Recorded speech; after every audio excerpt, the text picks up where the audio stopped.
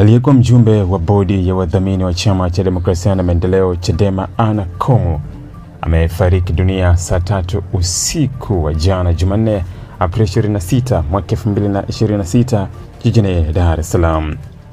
Naibu katibu mkuu wa Chadema Bara Amani Golugwa amethibitisha juu ya kifo cha mwanachama wake aliyewahi kuwa mbunge wa viti maalum na mgombea mwenza wa urais mwaka 2005.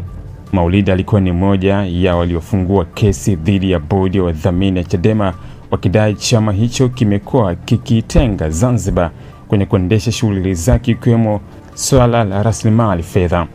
Kesi hiyo inaendelea Mahakama Kuu ya Tanzania masjala ndogo ya Dar es Salaam.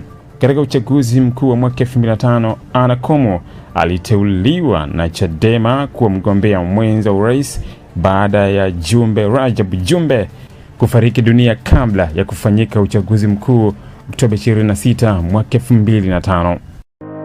Ili kuwa mwanafamilia bora wa Global TV, usisahau kusubscribe, like, kushare na kucomment.